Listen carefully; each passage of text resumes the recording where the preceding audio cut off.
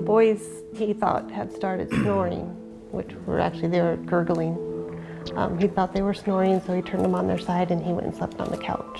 Gunner's mother, Shannon, called 911 and then called Jake's parents. The boys are blue, was all I could say, because that's what Shannon told me. The boys were blue? They're blue. They're blue, their faces. Yeah, I mean, she was a wreck, and obviously she was hysterical, and you know, the boys are blue, there's something wrong. Terry and Ray Morales knew their son Jake was at his best friend Gunner's house. You ever need to find Jake, find Gunner. You know, if you need Gunner, find Jake. Jake's parents' worst fears were confirmed by paramedics. A few of them started to huddle up, talking.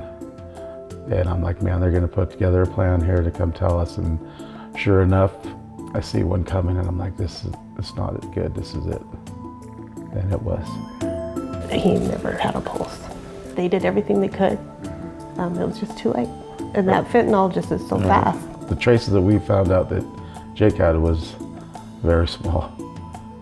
And when you measure it out, like compare it to salt, it's like that's all it took to kill him. It was like 3 low grains.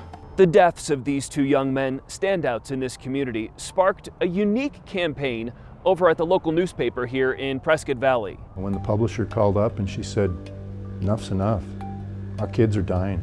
It was time to really start addressing this. Not gonna lose one more kid.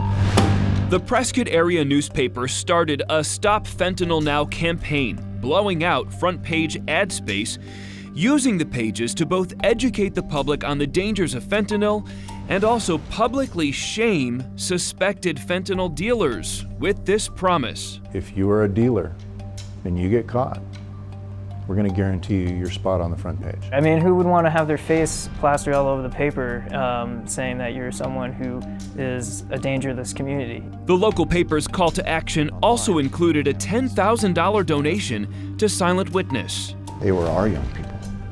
They were our community's children. Most of us here are parents, and how do you put a price on that? The newspaper's efforts have made an impact in Prescott Valley and in the families' homes. We've seen it, yeah, we've been seeing all the articles and everything. Jake's family says the paper's campaign has people talking. I'm hoping it has an impact, but I'm also hoping it raises awareness for other kids that if they come across these people and they know that, you know, they're not the kind of people you want to associate with or accept anything from. The family has grieved privately until now, hoping Jake will be remembered for more than his death. You have to let it go. I mean, there's nothing we could do, but just keep telling everybody what happened, and hopefully it saves somebody else. Photos bring some comfort, like this one of father and son umping their final game together. That was one Saturday before he passed away. Now, Ray wears a locket with his son's ashes behind the plate. We are going to miss him every day for the rest of our lives.